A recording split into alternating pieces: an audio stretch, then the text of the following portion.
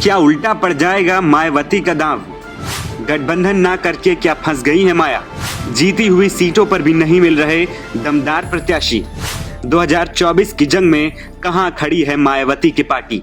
Baspa supremo Mayawati ने निर्णय तो ले लिया कि वो अकेले ही 2024 का लोकसभा चुनाव लड़ेंगी, लेकिन बसपा की सिटिंग सांसदों का भरोसा डगमगा रहा है।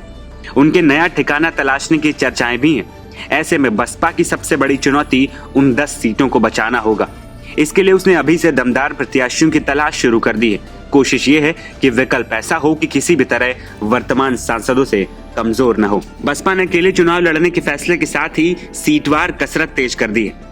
इसमें सबसे पहले तो उन 10 सीटों पर पार्टी का फोकस है जिन पर उसने 2019 में जीत हासिल की थी। उसके वर्तमान सांसदों के दूसरे दलों के संपर्क में आने की खबरें आ रही हैं। इसे देखते हुए बसपा उनके विकल्प तलाश रही है। सूत्रों की माने तो बसपा ज्यादातर सीटों पर प्रभारी तय कर चुकी है। सहारनपुर की सीट पर माजिद अली को काफी पहले प्रभारी घोषित किया जा चुका है, लेकिन उसके बाद ये काम रोक दिया गया।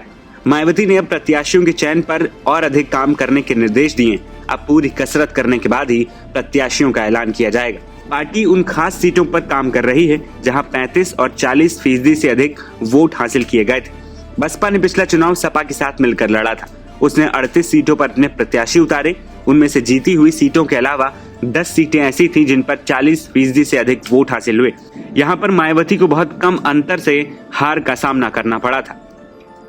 वहीं जीती हुई सीटों के अलावा 21 सीटें ऐसी थी जहां 35% से ज्यादा वोट मिले थे। पार्टी ने ऐसी सीटें भी तलाशी है जहां दलित वोट बहुताय है और उसका प्रदर्शन अक्सर बेहतर रहता है। इसमें सहारनपुर, अंबेडकर नगर, बिजनौर, नगीना, अमरोहा, आगरा जैसी कुछ सीटें। पार्टी की कोशिश है कि ऐसे मजबूत सीटों पर बेहतर प्रत्याशी देकर वहां ठीक से प्रचार किया जाए। यहां पर बड़े नेताओं की अधिक से अधिक बैठकें और सभाएं की जाए। बसपा इस बार अकेले ही चुनाव लड़ेगी। बसपा प्रमुख ने यह भी कहा है कि चुनाव बाद ही अपनी शर्तों पर सरकार में शामिल हो सकते हैं। केंद्र व राज्यों की सही बनी सरकारों में व उनकी जरूरत को ध्यान में रखकर अपनी उचित भागीदारी के आधार पर शामिल भी हो सकती है, लेकिन चुनाव मिलकर नहीं लड़ेगी। चुनाव के बाद का मैं आपको बता रही हूँ, क्योंकि ऐसे में अब पूर्व की तरह पार्टी बाहर से फ्री में समर्थन देने वाली नहीं है, ताकि अपने लोगों के हितों में कुछ जरूरी कार्य होते रहे।